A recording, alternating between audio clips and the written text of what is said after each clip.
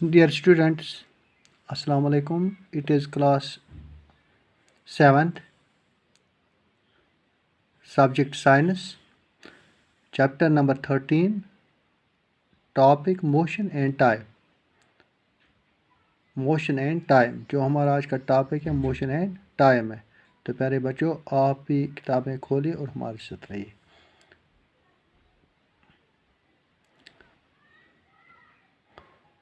पहले हम जानेंगे मोशन क्या है। What is motion? A body is said to be in motion.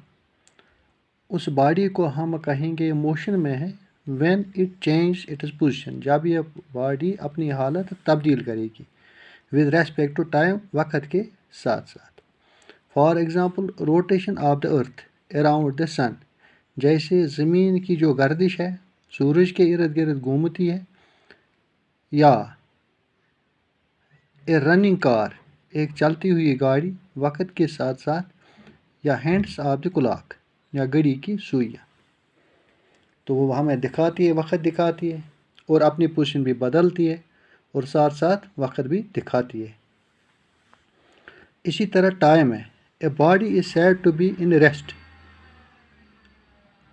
एक बॉडी को हम कहेंगे कि ये रेस्ट में है when it does not change its position, जब ये बॉडी अपनी हालत तब्दील नहीं करेंगे तब तक हम कहेंगे उस बॉडी को ये रेस्ट में है। विद रेस्पेक्ट टू टाइम, वक्त के साथ साथ ये अपनी पोजीशन हालत तब्दील नहीं करेंगे, जहाँ पर है तो वहीं पर होगा। फॉर एग्ज़ाम्पल, ए बोतल ऑन द टेबल, यानी एक मेज़ पर हमने एक बोतल रखी है, या ए टेबल इन द रूम, या एक टेबल एक मेज़ हमने रूम में रखा है, कमरे में रखा है, वहीं पर है। या क्लॉक ऑन द वॉल, या घड़ी, क्लॉक एक है वो वॉल पर दीवार पर खड़ी है, तो यानी उसने अपनी हालत तब्दील नहीं की, वहीं की वहीं है, एट्सेट्रा एट्सेट्रा। तो उसके बाद हम आ रहे हैं टाइप्स पर। Types of motion. Types of motion.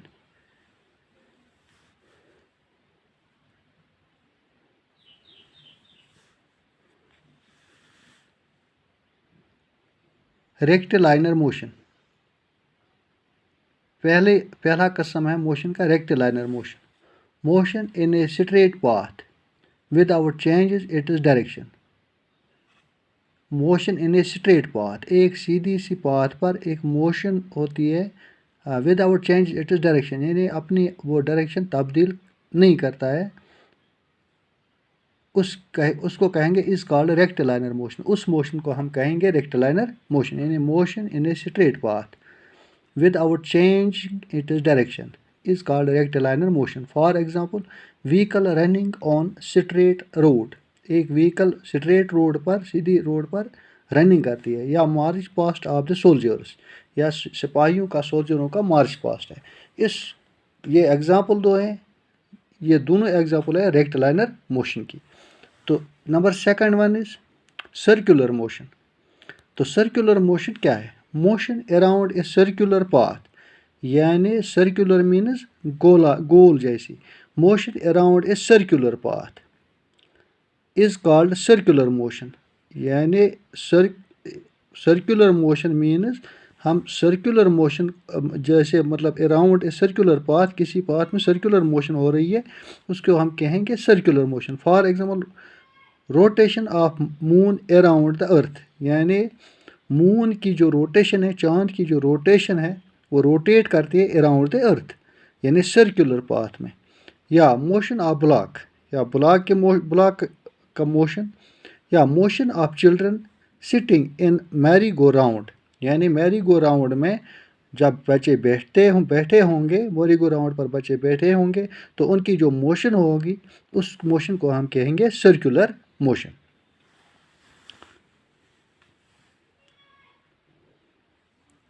Number third one is periodic motion.